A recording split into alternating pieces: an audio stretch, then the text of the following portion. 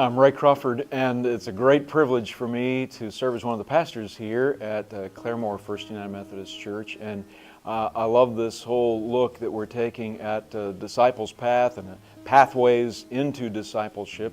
And sort of as an overall view of our disciples' path in the church, we have kind of a pyramid view, I guess. We say that our main goal is to make disciples of Jesus Christ for the transformation of the world. Well, we got to have an idea of what a disciple looks like. How do we know if we're doing our job of making disciples unless we know what a disciple looks like? And so as leaders of the church, we've come up with kind of an operational definition of discipleship. We've said a disciple of Jesus Christ is someone whose mind is filled with God's Word, whose heart is filled with God's Spirit, and whose hands are filled with service to God's people. And we like that approach because it's kind of a balanced approach, we think.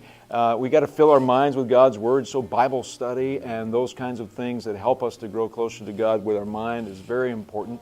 But sometimes, as a disciple, what we need is not another disciple or another Bible study per se. It might be an opportunity to actually go out and use the faith that we already have in a hands-on mission project, for example, help someone. Or maybe what we need is the walk to Emmaus, or to sing some great songs of faith, or to spend some time away in devotion and to fill our hearts and to open our hearts to the filling of God's Spirit. So a mind filled with God's Word, a heart filled with God's Spirit, and hands full of service to God's people.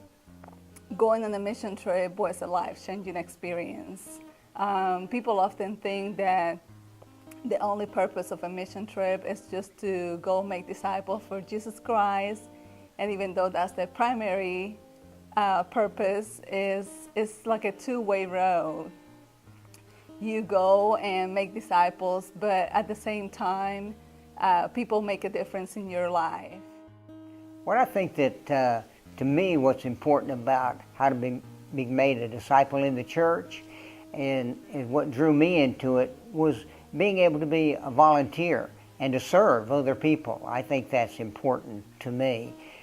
Just giving an example of that, my wife and I, on Thursday night, we serve in the bridge ministry here in the church.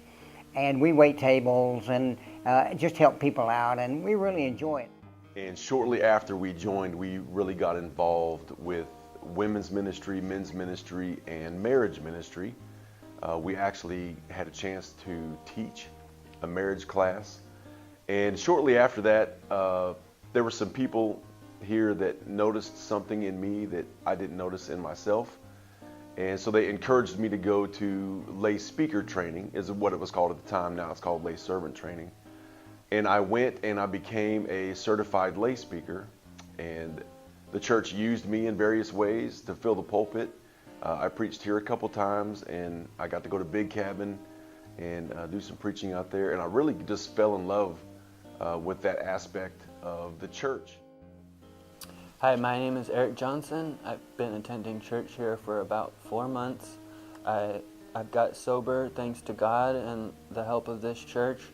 When I came here, I instantly felt like a Methodist because of the sense of balance, openness, love, and tolerance.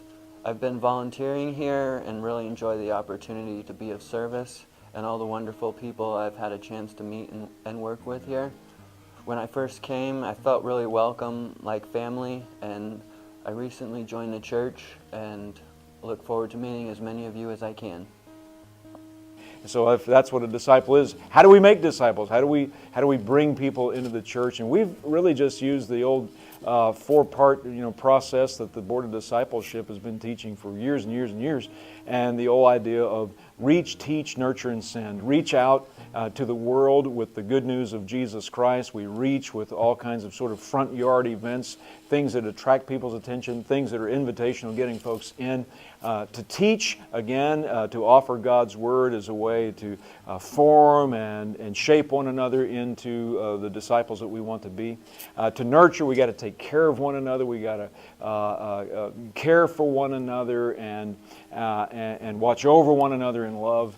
And then finally, we can't just stay there. We got to go back out that back door and send one another back out into the mission field so we can continue to serve.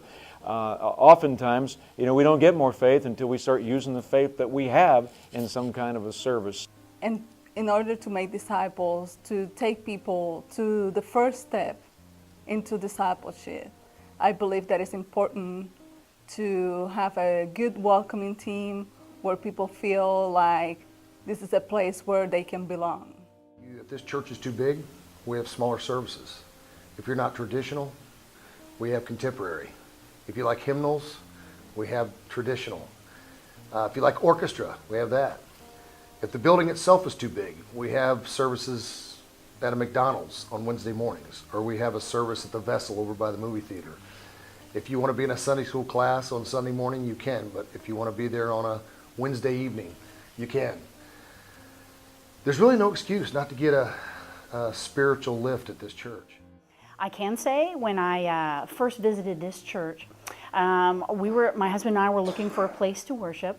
When we sat down, I was so impressed. I looked at the bulletin, and in that bulletin there were 3 pages of all different kinds of things.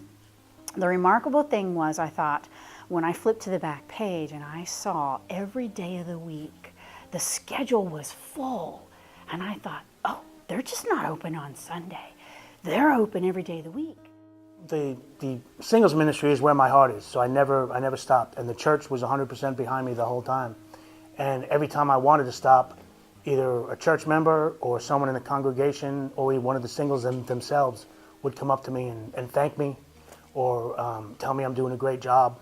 So it's like whenever I felt down, the church would pump me up. And that's what keeps me coming back. I feel at home here. I feel I can reach out to people, and the church is going to let me reach out, let me do what I need to do to reach out. They're not going to stop me. They'll guide me, but they won't.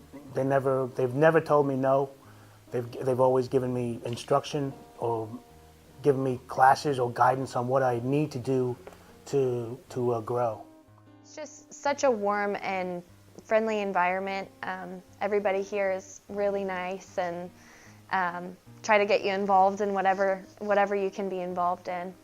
And we've become involved in the married young adult Sunday school class, which has been really great for us as a married couple and also individually with our individual faiths. And I think it's really important that we stay strong in our individual faiths, especially as a staff member when I'm leading 60 children to be strong in their faith as well. It's important that I'm there too.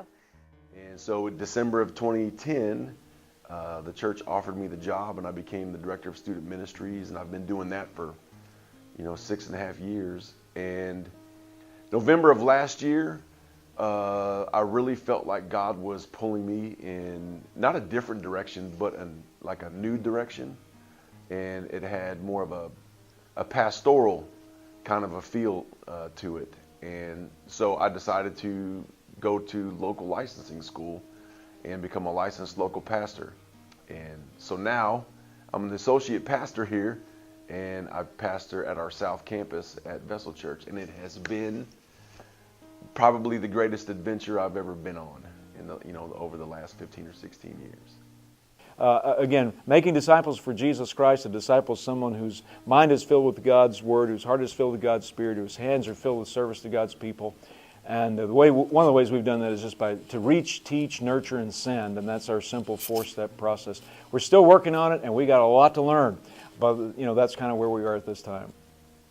I'm just honored that God has chosen me to serve Him, and that this church has opened their arms to minister to me and my family, and that help us grow in ways that we never even imagined.